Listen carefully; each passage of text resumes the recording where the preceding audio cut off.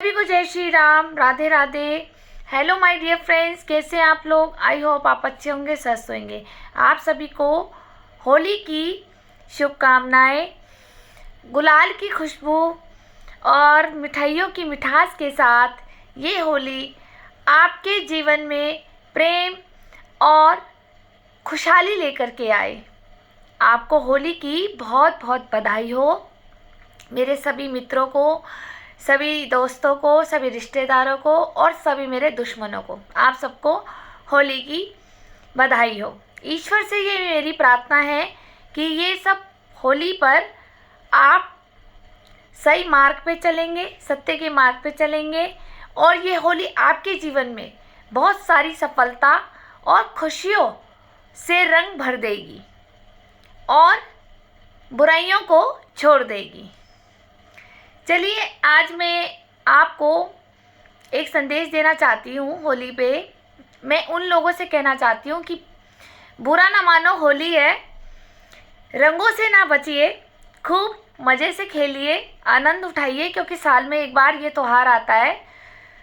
और इस होली में जब हम होली खेलते हैं तो अपना बचपन याद आता है और बड़े बड़े लोगों में भी अपना बचपन उमड़ कर बाहर आता है। तो मन से खेलिए होली, गुजिया खाइए, कांजी पीजिए, चाट पकौड़ी खाइए, रंग लगाइए।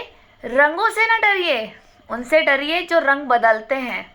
हमारे गद्दार मित्र, रिश्तेदार, दो मुंह वाले लोग, हमारे जो मुंह पे मीठे होते हैं, पीठ पीछे बुराई करते हैं, अपना मतलब निकालने के बाद हमें भूल जाते हैं, हमें दर्द देते हैं, हमें पीड़ा देते हैं। ऐसे लोगों से बचिए। और दूसरा सतर्क मैं आपसे ये कहना चाहूँगी कि सावधानी बरतनी ज़रूरी है, क्योंकि आजकल के कलयुग के लोग हैं, हर किसी का बुरा चाहते हैं इंसान। तो इसीलिए सोच समझ कर के खाइए, किसके घर का खाना है, किसके घर का नहीं खाना है, क्या पता आपके साथ भी कोई तंत्र प्रयोग करके आपको खिला दिया जाए।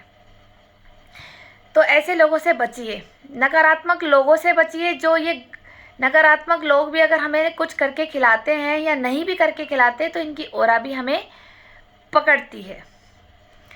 तो आई होप कि ये संदेश आप तक पहुंच गया है, तो इसको और भी आगे पहुंचाएं। होली पे खासकर ध्यान रखें कि आपके अपने ही कहीं आपको कुछ वशीकरण करके या तंत्र प्रयोग करके कुछ भी खिलाने के लिए ये सब करते हैं, इससे सावधान रहिए। अब दूसरा कि मैं उन लोगों से भी कहना चाहूँगी जो आपके लोग ये करते हैं ना, जादू टोना टोटका, होलिका दहन में जा कर के उतारे करते हो, ठीक है, कुछ भी आप लोग आजकल के यूट्यूब में तो इतना कुछ बता दिया है कि ये भी डाल दो, ये भी डाल दो। आप अपने घर की नकारात्मक ओरा तो डाल रहे हैं आप उसके अंदर, लेकिन आप जानते हैं कि कुछ लोग एक सकारात्मक ओरा से भी आते हैं। वो होली का दहन की मकसद से नहीं आते, वो पूजा करने आते हैं और आप अपनी नकारात्मक ओरा को उसमें उतार देते हैं। तो ये भी गलत है, क्योंकि वो होली का दहन माता है हमारी और आप इसमें अपनी गंदगी उतार रहे हैं, अपने टोटके करके उतार रहे हो। तो इससे बचिए, करना भी बुरा है, नहीं करना चाहिए। बहुत बुरा प्रभाव पड़ता है आपकी पीढ़ियों पर, आपके बच्चों पर। आज आप उतारा तो कर देंगे, लेकिन आपने उसमें दहन कर दिया, लेकिन जब कोई उसी उतारे से कोई और पीड़ित हो जाएगा वहाँ पर, क्योंकि कुछ लोग पूजा के माध्यम से भी आते हैं वहाँ, तो वह जब उनके साथ ये प्रॉब्लम होने शुरू हो जाती है, आपका उतारा अगर वो अपने ऊपर लेके जाते हैं तो सोचिए कि आपको फिर पाप लगेगा। इसलिए उतारे ना करिए। होली का दहन में पूजा कीजिए, प्रसाद चढ़ाइए, परिक्रमा लीजिए और अपनी घर की खुशहाली के लिए माता होलिका से आशीर्वाद लीजिए। और रंग वाली होली से रंग अगले दिन होली खेलिए। रंगों से ना डरिए, इंसानों से डरिए। ध्यान रखिए कि आप किसके घर का खा रहे हैं, किसके घर का नहीं खा रहे। मैं आपके सामने इसलिए बता रही हूँ क्योंकि मैंने बहुत भुगता है। मैं अपना तजुर्बा, अपना एक्सपीरियंस, अपनी ज़िंदगी की तकलीफ़ भरी चीज़ें मैं आपके सामने शेयर कर रही हूँ, क्योंकि सुना होगा लेकिन मैं प्रैक्टिकल मौजूद हूँ आप लोगों के सामने कि मेरे साथ क्या क्या किया गया है बेरियों के द्वारा, बेरी परिवार के द्वारा, जो मेरे ऊपर जादू टोने टोटके करके इन्होंने खिलाए, शमशान की राखें खिलाई, गुजिया में मिक्स कर के खिलाई, इन्होंने मुझे दही बड़ों में खिलाई। इन्होंने क्या नहीं करा, जो जिसके माध्यम से मैं ठीक हुई हूँ। हमारे हनुमान घाट पे रवि गुरु जी हैं, मैं पहले उनको प्रणाम करती हूँ। उनकी मेहरबानी से मेरी ज़िंदगी मुझे दोबारा मिली है, लेकिन इन लोगों ने मेरी को बिल्कुल ही मारण प्रयोग पे कर दिया था। आखिर क्यों? आप सब लोग मेरी पुरानी वीडियो देख ही रहे हैं, मैं रोज़ आए दिन अपलोड करती हूँ यूट्यूब पर और फेसबुक पर भी। आखिर क्यों? मामला है प्रॉपर्टी हड़पने का, और मेरी बहन हिमानी अरोड़ा का कोई मिल ही नहीं रहा है। पुलिस भी मुझे कोई नहीं बता रही है कि वो जिंदा है या मर गई है। और मुझे तो अब यह डाउट हो रहा है कि मेरी सास रुमा बेरी और राहुल बेरी जी ने इसको ख़त्म करवा दिया है, क्योंकि वो भी इनके एक तरह से राजदार थी। और आगे आगे देखते हैं कि इनकी क्या क्या मैं प्रोसेसिंग करूँगी, आपके बीच में मैं डालती जाऊँगी। लेकिन मेरी बहन हिमानी अरोड़ा का अभी तक संपर्क नहीं मिल रहा है, पुलिस को भी नहीं मिल रहा है। पुलिस ने भी मुझे संतुष्टिपूर्वक जवाब नहीं दिया है। घर से एक बच्ची गायब हो रखी है, और ये क्या कर रहे हैं आप लोग समझ ही रहे हैं। और रही बात, आप लोगों को मैंने अब सतर्क कर दिया है, और मैं एक अपनी सास से भी बात करना चाहती हूँ। इससे पहले मैं कौन हूँ आप जानते ही हैं। मैं ईशा बेरी, हरिद्वार से, पुत्री स्वर्गीय शिव कुमार अरोड़ा जी की, हरिद्वार उत्तराखंड से। ठीक है, तो मैं आज अब आगे की ये वीडियो जिसे सुननी है वो सुन सकता है, नहीं तो इसको आप शेयर कर सकते हैं।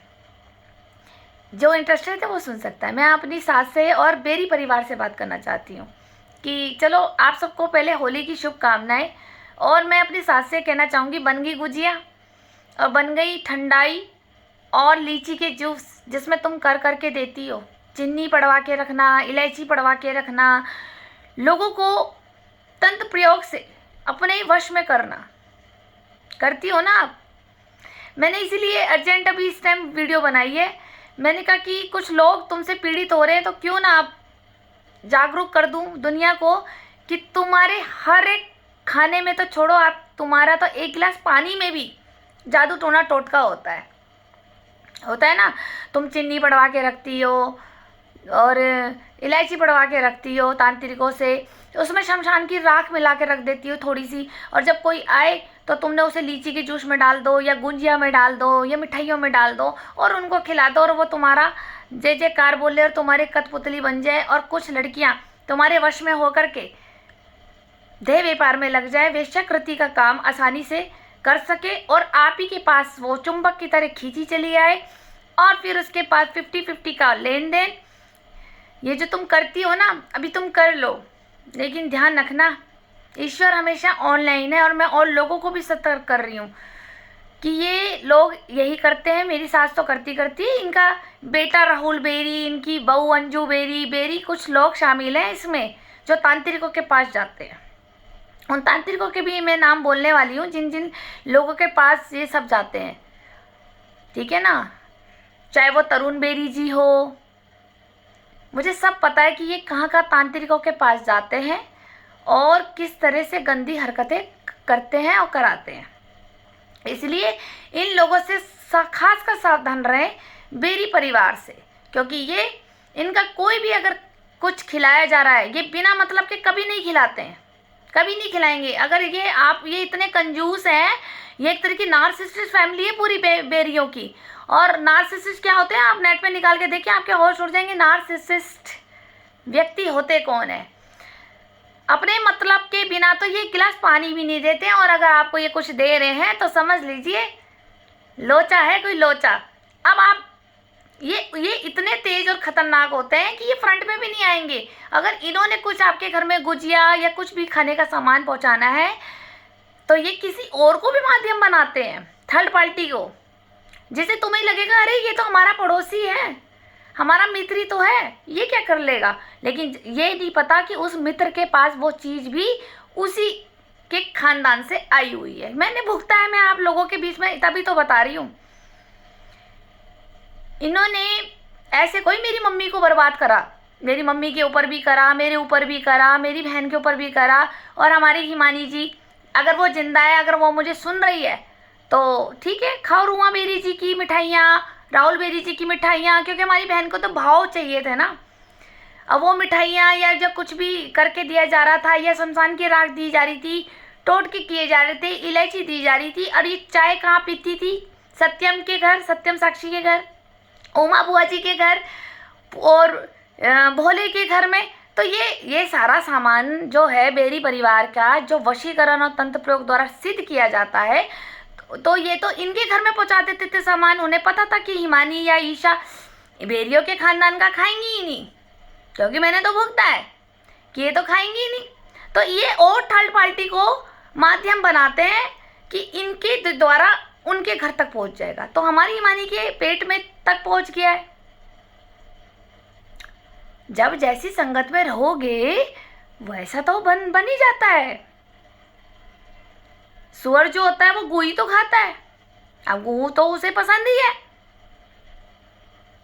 मुझे अपनी एक दादी की बात याद आती है कि सुअर को नहला के, धुला के, चमका के, पूरा अच्छा सा डियो वियो लगा करके उसे अच्छे से मखमल के बिस्तर पे बिठा दो, और जिस दिन उसको मौका नहीं मिलता है ना घर से बाहर जाने का, तो वो सीधा घर छोड़ करके सीधा वहाँ जहाँ गू पड़ा होता है ना, वहाँ मुंह मार रहा होता है सुअरों के बीच में, और वहाँ कीचड़ में नहा रहा होता है और खूब खुश हो रहा होता है। क्यों? क्योंकि उसको वो लग्जरीज लाइफ, एक घर में रहने वाली लाइफ, अच्छा सा मखमल का बिस्तर, अच्छा खाना सुअर को पसंद ही नहीं होता। अब हमारी बहन ये बात नहीं समझेगी, पर वो ये जरूर समझ लेगी कि मेरी दीदी ने मुझे सुअर बोला है। अपनी अपनी मानसिकता होती है ना, अपनी अपनी इंटेलिजेंसी होती है। समझने वाले के लिए एक इशारा ही बहुत समझदार होता है, और ना समझने के लिए जिसने खोट निकालना है तो वो तो ये कहते हैं मुझे तो इन्हें सुअर बोल दिया, मेरे को तो कीचड़ बोल दिया। जैसे सोसाइटी में तुम बैठोगे वैसे तो बन जाओगे, वैसा तो हो रहा है ही। आप अच्छे लोगों के बीच में बैठो तो अच्छे आएंगे संस्कार, बुरे लोगों के बीच में बैठोगे तो बुरे लोग होंगे। अब ये मुंह के ये जो गंदे हैं, ये छाया माया बर्तन मारने वाले हैं, मतलब हमारा स्टैंडर्ड नहीं है इनका। तुम सत्यम की बहन देख लो कहाँ बैठ गई है, सबको पता है कितने उच्च ब्राह्मणों की लड़की थी ये, कहाँ जाके गई? गंगा टाकिस पे, आप लोग जानते ही है, ठीक है। अपनी बरादरी से ऐसी बरादरी में गए हैं, तो ये क्या कर सकता है? जो सोसाइटी होती है, संगत का रंगत तो पड़ता है। हमारे पापा भी कहते थे भाई जो टीचर होता है जो सा सब्जेक्ट पढ़ाएगा हम वैसा ही तो सब्जेक्ट पढ़ करके लिखते हैं होमवर्क, है ना। इंग्लिश का हो, हिंदी का हो, साइंस का हो, जैसा हमें हमारा गुरु, हमारा टीचर हमें जैसा सिखाता है हम कॉपी में वैसे ही लिखते हैं, वैसे ही हमें एग्ज़ाम देते हैं, राइट। तो ऐसी ही हमारी संगत का रंगत भी पड़ती है। अगर आप एक गाय के बछड़े को पैदा होते हुए घोड़ों की टीम में डाल दो, तो 1 साल बाद देखो वो गाय का बछड़ा घोड़े की तरह छलांग लगाने लग जाता है, क्योंकि वो संगत थी। उसने तो जब आंखें खोली और उसने अपना झुंड देखा कि अरे ये यही मेरे माँ बाप और यही मेरी फैमिली है, अच्छा तो ये दौड़ते हैं तो वो भी दौड़ने लग जाता है, अच्छा ये छलांग लगाते हैं दीवारों पे तो वो दीवारों पे छलांग लगा लेता है बछड़ा गाय का। तो संगत का बहुत असर पड़ता है। हमारे पापा तो हमें समझाते थे और मैं प्राउड फील करती हूँ कि मेरे पापा ने मुझे समझाया। मैं बहुत अपने पापा को बहुत याद करती हूँ, बहुत इतना याद करती हूँ कि मुझे लगता है कि मेरी आत्मा तक तड़पती है उनको याद करने के लिए। अगर मुझे एक मौका मिल जाए ना उन्हें वापस लाने का, तो मैं अपनी ज़िंदगी लगा के भी उन्हें वापस लाना पसंद करूँगी, क्योंकि मैं बहुत प्राउड फील करती हूँ कि जिस पिता ने मुझे डांटा, धमकाया, डांट लगाई, चाहे उन्होंने हमें मारा, लेकिन पिता पिता ही होता। पिता का कर्ज नहीं कोई उतार सकता, पिता का कर्ज कोई नहीं उतार सकता। हम सोचे ना हम पिता का कर्ज उतार लें, पिता का कर्ज नहीं उतरता। पिता को हम एक अच्छे बच्चे बन कर के एक गिफ्ट दे सकते हैं, हम उनके आज्ञाकारी बच्चे बन सकते हैं, उनका कहना मान सकते हैं, उनके संस्कार हम अपने लागू कर सकते हैं और अपनी पीढ़ियों का नाम रोशन कर सकते हैं। हम इतना तो कर सकते हैं अपने पिताजी के लिए, अपने दादा परदादा, अपनी फैमिली के लिए, पूर्वजों के लिए, जिससे वो हमें आशीर्वाद देते हैं, क्योंकि उन्हें भी खुशी मिलती है कि हाँ मेरे बच्चे मेरे जाने के बाद हमारा नाम कमा रहे हैं। मेरे पिताजी तो ऐसी सोसाइटी में बैठने को मना करते थे, मैं तो बहुत डरती थी। कभी कभी चोरी से निकल गई, पापा घर में नहीं है, मम्मी को बता के इधर को पहुंच गई, मास्टर पड़ोसी की लड़की पूजा उनके पास पहुंच गई। लेकिन हमारी बहन को कोई नहीं कह सकता था, हिमानी को। पापा जल्दी चले गए टाइम पर, ठीक है, तभी तक इतनी मैच्योर नहीं हुई। फिर उसके बाद हमारी मम्मी चली गई, तो इसे आज़ादी मिल गई। और मोहल्ले वालों ने क्या सिखाया है, छाया के परिवार ने, धीरज के परिवार ने, आप देख लो इसकी सोसाइटी। छाया का परिवार कैसा है आप लोगों को पता है, धीरज का परिवार कैसा है आपको पता है, सत्यम की बहन देखो साक्षी कहाँ चली गई, इसको तो पता है। और उमा बुआ जी जो उम्र में इतनी बड़ी है, जिसको बहुत अच्छे संस्कार देने चाहिए थे बुआ के नाते, जो इतनी 60 साल की उम्र की हो गई है वो, लेकिन उन्होंने भी इसे क्या दिया, जो एक खुद तलाकशुदा हो रहा था, तो वो इसे क्या सिखाएगी, वो भी यही सिखाएगी कि एक मर्द क्या 2 कर, 3 कर, 4 कर लिविंग रिलेशन में रहे, एक आदमी से नहीं पटरी खाती। मेरा भी तो देख तलाक हो गया, अपना आजाद रहो बिना शादी के। एक से पटरी खाई तो ठीक है, नहीं खाई तो दूसरा, दूसरा नहीं तो तीसरा। तो ये हमारी बहन को सिखाया जाता था, हिमानी अरोड़ा को। अब बहन के खिलाफ तो इतना कर दिया लोगों ने, अरे बहन तो तेरे को मार डालेगी, बहन तो तुझसे जलती है, बहन तो तेरी हराम है, जीजा तेरा हराम है, वो तो सारी प्रॉपर्टी खा जाएंगे, सारे पैसे खा जाएंगे, तेरे को पागल बनाते हैं, कल तुझे सड़क पे कर देंगे। ठीक है, बहन कड़वा बोलती थी, इसको मेरा नमक जैसा स्वाद इसे पसंद नहीं आया। ठीक है, कहते हैं ना नमक हर किसी को हजम नहीं होता, अगर आप जरा सा खा लो तो चलता है, अगर आप चम्मच भर के खा लो तो नहीं कोई खा पाता नमक, चीनी जरूर खा लेगा नमक भर के। तो ऐसी तो मेरी बहन को मीठे भाव पसंद थे, वो मीठा मीठा बोलते थे। छाया का परिवार जो इसका ग्रुप ऑफ गैंग है सारा, हिमानी तू बहुत अच्छी है, हिमानी हम तेरे साथ है, हिमानी तू डर मत, कहीं गवाही भी देनी होगी ना तेरी बहन के खिलाफ छोटी छोटी, हम तेरे साथ खड़े, मत रो बाबू, हम तेरे साथ है, तू चिंता मत कर। यही सब सिखाया जाता था ना हिमानी तेरे को। और तेरी बहन तो बहुत खराब है, इसको ना मालिक बनने दिया कर, घर में ना आने दिया कर, तूने मुझे पिता की संपत्ति पे भी आने नहीं दिया। बहुत अच्छी, मतलब मुझे इतना प्राउड फील होता था अपनी बहन हिमानी पे कि दुनिया इधर की उधर हो जाएगी, ये लड़की कभी गलत नहीं करेगी, ना मेरे साथ ना अपने साथ, अपने साथ भी। हमें पता था कि हमारी अच्छी बेटी है, और हमें प्राउड फील होता था कि पापा मम्मी के जाने के बाद ये अपनी मर्यादा को नहीं लांघेगी, अपनी मर्यादा को याद रखेगी। लेकिन धीरे धीरे धीरे पूजा पाठ छोड़ दिया, गंदी सोसाइटी में बैठने लगी, छाया माई के घर में बैठने लगी। और वो तेरे को रूमा बेरी के कहने पे और इन बेरियों के कहने पे वो जो शमशान की राखी देते थे ना, वो तेरे को वो सब उन्होंने खिलाया तुझे, तेरी जिंदगी बर्बाद करने के लिए। और मैं सब देखती थी, अगर मैं जरा सा कुछ बोलूं तो तू तो खुद कहती थी मेरा जीजा खराब है, मैं तो कपड़े फाड़ के तुम पे इल्जाम लगा दूंगी, तुम्हें जेल पहुंचा दूंगी, तुम यहाँ मत आया करो, क्योंकि तूने अपनी सोसाइटी ऐसी रख ली थी। क्योंकि यही तो लोग तेरे को बर्बाद करना चाहते थे, क्योंकि उनको पता था ये दोनों बहनें एक हैं, इनको तोड़ना आसान नहीं है, क्योंकि बड़ी वाली इसको कभी आँच नहीं आने देगी। तभी तो मेरे खिलाफ तुझे भड़काया और तुझे मेरे खिलाफ भड़काया, लेकिन मैं नहीं भड़की। मुझे बहुत कुछ बोला दुनिया ने, लेकिन मैं चुप रही। मैंने कहा जिस दिन मैं अपनी आंखों से अपनी बहन को देखूंगी, उस दिन मैं अपनी बहन से सवाल करूंगी। मैं किसी एले थेले लत्थू गेरे को इतना नहीं मैं राइट देती कि कोई मेरी ज़िंदगी में इंटरफियर करे और मुझे सलाह दे।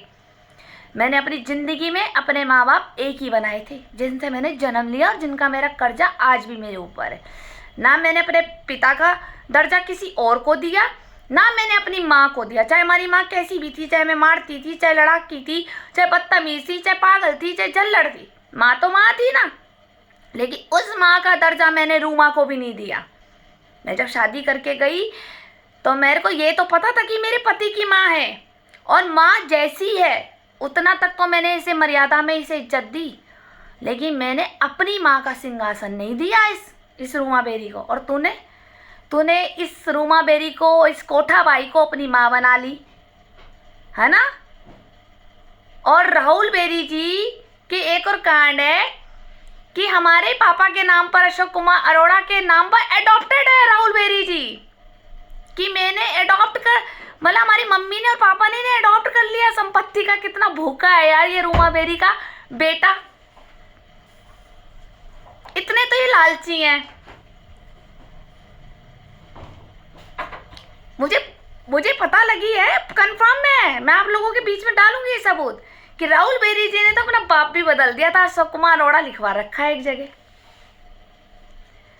तो ये तो संस्कार है हमारी रूमा बेरी कोठा भाई के। अब मैं हिमानी से कहना चाहूँगी, जब तू कोठे में रह रही थी उसके, और तूने अपनी माँ का दर्जा उसको दिया, इतनी गंदी औरत को, इससे बढ़िया तो कुष्ठ रोगियों के में से किसी भिखारन को मेरी माँ का दर्जा दे देती ना, तो वो भी चलता कि चल यार ये गरीब है, कुष्ठ रोग की है, कोई बात नहीं। तूने एक कोठा भाई को अपनी माँ का दर्जा दे दिया, अपनी माँ बता दी। क्यों तेरी माँ ऐसी थी इसकी जैसी है? तेरी माँ ऐसी थी क्या इसकी जैसी? तेरी माँ वो थी जिसने गरीबी में भी हमारे बाप का साथ नहीं दिया, साथ नहीं छोड़ा, सॉरी साथ नहीं छोड़ा, वहीं रही वो। ना हमारे पापा ने कोई और माँ बनाई हमारे लिए, ना हमारी माँ ने कोई और बाप बनाया। तू ऐसी संगत में कैसे रह रही थी? तेरी सोसाइटी खराब हो गई थी, और जब तेरे कुछ कारनामे हो गए तो तूने अपनी गैंग बना ली कि ये तो पुलिस में मेरी गवाही देंगे मोहल्ले के लोग। तुझे शर्म नहीं आई कि अपनी बहन के साथ गलत और गद्दारी करते हुए क्या मुंह दिखाएगी जब तू ऊपर जाएगी पापा के पास? तेरी बहन के पास कुछ कमी नहीं है। तेरी बहन को देख, भगवान ने, भोलेनाथ ने, उसके पापा ने भर भर दिया है, ठीक है? तूने मुझे उस प्रॉपर्टी से वंचित करा, मुझे प्रॉपर्टी का लालच नहीं था, मेरे पास तो बहुत है, लेकिन उस पिता की आत्मा जब उस घर में थी तो उसका श्राद्ध तक तू नहीं होने देती, और मैं घाट पे करके आती हूँ श्राद्ध। और जिस तरह से तूने कारनामे करे, पापा तो तेरे हाथ का पानी भी नहीं पीते होंगे हिमानी। मेरी बात कड़वी जरूर लग रही है क्योंकि मैं नमक की तरह कड़वा बोलती हूँ, तभी तो नमक में कीड़े नहीं लगते बेटा। मैं मीठा नहीं बोलती। तुझे तो मीठे लोग पसंद थे, तुझे भाव पसंद थे, तुझे इज्जत पसंद थी, झूठी तारीफ पसंद थी। हिमानी तू तो बहुत सुंदर है, हिमानी तू तो इंटेलिजेंट है, हिमानी तू तो बहुत अच्छी है, हिमानी तेरी बहन गलत है, तेरी बहन हराम है। कर दी ना लोगों ने तेरी जिंदगी बर्बाद, कर दी ना तेरी विदित ने भी जिंदगी बर्बाद। कहता था ना तेरा जीजा कि ये तेरे से शादी कभी नहीं करेगा, पर नहीं, पर तुझे तो विदित भी चाहिए था। तू मेरे घर आती थी, और जब हम देहरादून मकान बनाने जाते थे तो विदित से मिलने जाती थी। रूमा के घर में मुझे सब पता था, मैं चुप रहती थी, मुझे सब पता था। ये मत सोचो कि मुझे नहीं पता था, मैं चुप रहती थी क्योंकि मैंने सोचा था कि अगर मैं तुझे कुछ बोल दूंगी तो तू लड़ जाएगी और अपने कपड़े फाड़ के हम पे इल्जाम लगा देगी। यही तो तेरी राजनीति थी। तुझे इतनी शर्म नहीं आई कि चलो बहन जीजा बुरे होंगे, पापा बुरे थे, तेरी माँ बुरी थी, क्या मुंह दिखाएगी उनको? कर्मों का हिसाब तो देना पड़ता है सबको। अब कुछ कर्म कांड तूने क्या करे हमें तो नहीं पता, तू तो छुप के बैठी है। अगर पापा से इज्जत से प्यार है ना, और पापा की इज्जत से प्यार है, पापा से भी प्यार है, तो सामने बिल में से निकल के सामने प्रेजेंट हो जा। मैं देख लूँगी, कोई तेरा कुछ नहीं बिगाड़ेगा। मैं बैठी ना, किसी से डरने की जरूरत नहीं है। नेता, मंत्री, संतरी, दल्ले, दलाल, ये रूमा बाई, रूमा बेड़ी, बदमाश, माफिया, ये जो रूमा के है ना, राजेश चौधरी, नाजिम, ठीक है, ये इसके जो बदमाश है पाले हुए, वो दौलतपुर के कोई और भी है, लक्सर में भी है इसके। किसी से मत डर, किसी वक्त कोई भी। ये सब तेरे को झूठी एफआईआर दर्ज करा रखी इन्होंने, तुझे डराने के लिए, तुझे कब्जे में लेने के लिए। कुछ नहीं है, तू सामने, मेरे सामने आ, मैं तेरे साथ खड़ी और तेरे को मैं इंसाफ दिलाऊंगी, मत डर। ये सब झूठी एफआईआर दर्ज कराई है इन्होंने, क्योंकि इनके वकील भी इनके, दल्ले भी इनके, पुलिस भी इनकी, सीओसीटी भी इनके, एसपी सिटी, जिलाधिकारी सब इनके हैं, डीएम। ये तो खुद कहते हैं कि पुलिस तो हमारी जेब में रहती है। तो जब इनकी जेब में रहती है बेटा, तो ये झूठी एफआईआर दर्ज भी तो कराते हैं। क्यों डर रही है इनसे? मैं हूं ना तेरे साथ, मुझे बता तेरे साथ क्या हुआ, सच बता के, डर मत। मैंने कौन सा तेरे को, तू तो ऐसे डर रही जैसे मैं यहाँ बंदूक लेके बैठी और तू मुझे मिल जाएगी, मैं तेरे को बिना सुने ठा कर दूंगी। जिसने तेरी जिंदगी बर्बाद करी है ना, मैं उसको नहीं छोड़ूंगी। अब तू मुझे बता कौन है, खुला मत डर, मैं हूं तेरे साथ हमेशा, आधी रात के लिए भी, जब मर्जी मुझे कॉल कर, जब मर्जी तू मुझसे मिल, मैं हूं तेरे साथ। जहां आवाज देगी मैं वहां खड़ी। तुझे इंसाफ दिलाना मेरी जिम्मेदारी है, क्योंकि मुझे उस पिता को जवाब देना है जिसकी जिम्मेदारी मैंने ली थी जब वो मरे थे, मेरी गोद में सर रख कर, कि मैं तेरा भाई तेरा बाप बन के रहूंगी। लेकिन तूने तो खुद ही मेरी बदतमीजी करके मुझे तो उस सिंहासन से ही हटा दिया, जो सिंहासन मेरे पिता मुझे दे के गए थे, जो अधिकार मुझे दे के गए थे। तूने रूमाबाई के कहने पे, रूमा बेरी के कहने पर तूने बहुत बेइज्जती करी। लेकिन ठीक है, कोई बात नहीं, जो हुआ। लेकिन अगर तू चाहती है ना कि तेरे पापा की इज्जत लौट कर आ जाए और तुझे इंसाफ मिले, मैं तेरे साथ 24 घंटे खड़ी हूँ। डर मत, किसी से मत डर। कोई तुझे कहे मैं हम तेरे को मरवा देंगे, कोई कहते हम तेरे को जेल में बंद करा देंगे, हम छोटी छोटी एफआई दर्ज दिखाएंगे, तूने ऐसा किया तो हम तेरी बहन को मरवा देंगे। अरे कुछ नहीं होगा, तू निकल के मेरे पास आ, मैं खड़ी तुझे इंसाफ दिलाने के लिए। जिसने तेरे को इस हद तक पहुंचाया ना, मैं उसे छोड़ूंगी नहीं अब। और रूमाबाई के कोठे में तू रह रही है ना, तो रूमाबाई के कोठा भी अपने नाम करा ले। ये पूरी जिंदगी तुझे गुलाम बना के रखेगी। अगर तुझे वहीं रहना है ना उसके गंदगी में, तो तू ऐसी गंदगी में रहे, तेरे ग्रह भी खराब हो जाएंगे, तेरे नक्षत्र भी खराब हो जाएंगे, तेरे कर्म भी खराब हो जाएंगे, और तेरे को पितर भी, हमारे जो अरोड़ा खानदान के, वो सब तुझे बद्दुआ देंगे और गालियाँ देंगे। तो जो चाहती है ना तेरी जिंदगी दोबारा से सही हो जाए, तो सामने आ जा। पुलिस मुझे कुछ नहीं बता रही है तू कहाँ है, पुलिस को पता है तू कहाँ है, लेकिन मुझे नहीं बता रही है पुलिस। मुझे मजबूर मत कर कि मैं आगे कोर्ट तक जाऊँ, और फिर एक दिन जब कोर्ट में मैं खड़ी हो जाऊंगी तो फिर जलील तू होएगी। फिर मत बोलना कि बहन तूने मेरी बेइज्जती करा दी, क्योंकि कोर्ट एक ऐसी चीज़ है जब कपड़े तक उतर जाते हैं। मेरी चुप्पी का फ़ायदा मत उठाओ। तेरे साथ जो गलत हुआ मुझे बता, मेरे से डरने की ज़रूरत नहीं है, मैं हमेशा तेरे साथ हूँ। अपने माँ बाप की इज्जत वापस लेके आ और सही कर्मों पे आओ, गंदी सोसाइटी छोड़ दो, समझे। तेरे को तो खिला पिला के इन्होंने बर्बाद कर दिया, जिसमें ये एस्ट्रोलाइजर हमारा पंडित भी था जो हमारे घर में बैठता था। ये सबसे बड़ा दुश्मन है तेरा, मेरी फ्रेंड दुर्गा, जिसने तेरे कान भरे हैं। जितनी भी मेरी फ्रेंड है ना, बस ये सोच ले कि तेरा कोई भला नहीं चाहता, सब तुझे बर्बाद देखना चाहते हैं। ध्यान रखना, क्योंकि बेटा लोग तो बैठे हैं, लोग तो चाहते थे, शुरू से चाहते थे कि कब अशोक कुमार अरोड़ा की लड़कियां बिगड़े और कब हम इनकी मजाक उड़ाएं और कब हम अपने इनकी खिल्लियाँ उड़ाएं। और खासकर हमारी बुआएं, हमारी मासियाँ, हमारे रिश्तेदारी बैठे थे कि कब इसकी औलाद बिगड़े दोनों और कब हमारा मुंह खुले और कब हम इसके बाप को दबाएं। क्योंकि एक ब्रेड बेचने वाला बेचल एम्प्लॉय कैसे बन सकता है, ये इनको आग लगी रहती थी शुरू से। तो इसलिए अपनी मर्यादा को याद करो, वापस आओ, मुझे पता क्या हुआ, डर मत किसी से, जो हुआ मैं सब निपटवा दूंगी। मेरे अलावा कोई नहीं निपटाएगा। इनके हाथों की कठपुतली पूरी ज़िंदगी बनी रहेगी और अपनी ज़िंदगी बर्बाद कर लेगी। तू सोचे ना कि तेरे ये मिठ्ठा बोल बोल के मेरे खिलाफ भड़का के तुझे सब कुछ, ये तेरे को सपोर्ट कर रहे हैं, आज सपोर्ट कर रहे हैं, तुझे करी क्यों रहे सपोर्ट। पहले पॉइंट की बात लो, करी क्यों रहे, कुछ तो लालच है ना, तभी तो कर रहे हैं। मैं क्यों नहीं किसी और की सपोर्ट करती इतनी, तेरे साथ ही क्यों चिपके पड़े, मेरे साथ क्यों नहीं चिपक रहे लोग, किसके साथ बैठ जाओ। क्योंकि मैं मुंह नहीं लगाती, ना मैं किसी को इतना अधिकार देती हूँ। मेरी ज़िंदगी है और मेरी ज़िंदगी जैसे मुझे जीनी है, मेरे को वैसे ही जीऊँगी। मैं किसी बाहर वाले को इतना इंटरफियर नहीं देती, ना किसी को अपना बाप बनाती हूँ, ना किसी को अपना भाई, ना किसी को माँ। बोल चाल के लिए ठीक है, लेकिन वो अधिकार नहीं देती, ना मैं उनके कठपुतली रहती हूँ, ना मैं उनके कहने पर चलती हूँ। अपनी भी तो बुद्धि सेंस है सोचने के लिए। इसलिए अभी भी मैं तुझे कह रही हूँ, डर मत और वापिस आ जा। तू ये सोचे कि मैं चुप बैठूंगी, मैं कोर्ट तक जाने वाली हूँ फिर तुझे ढूंढने के लिए। अगर तू जिंदा है और मुझे सुन रही है तो कोई दिक्कत परेशानी मैं निकाल लूंगी, तेरे को कोई नहीं निकालेगा।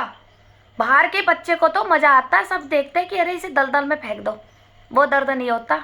दर्द अपने वाले को ही होता है। अपने घर वाले ना बच्चे को ना मार छेद भी लेंगे, खूब भूखा भी मार देंगे, लेकिन ना फिर भी उसे छाँव में बिठाएंगे, छाँव में सुलाएंगे, ठीक है। और बाहर वाला तो ज़िंदगी बर्बाद करके मज़े लेता है और सुअरों के झुंड में डाल देता है कि ले खा रहा है तो खा, हमें क्या, हमारी कोई औलाद है ये।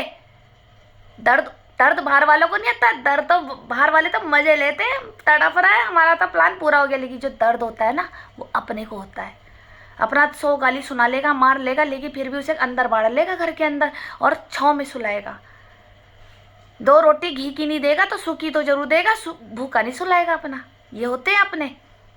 इसलिए जो हुआ मिट्टी डाल, वापस आ, मैं खड़ी, मैं देखती हूँ कौन सा नेता और कौन सी तेरी ये रूमाबाई और ये नाजिम नूजिम जो ये नाम बताती है ना, तेरे को भी डराती होगी, मुझे पता है, जब मुझे भी डराती थी ये राजेश चौधरी, सत्यम बिहार का, नाजिम, दौलतपुर के बदमाश, यहाँ के बदमाश, सहारनपुर के बदमाश, मोमडन, मुजफ्फरनगर वाले, मुझे सब पता है क्योंकि मुझे भी ऐसी डराती थी। इससे डरने की ज़रूरत नहीं है, तू मेरे पास आ जा, फिर देख मैं तुझे कैसे इंसाफ दिलाती हूँ। ठीक है, ओके बाय।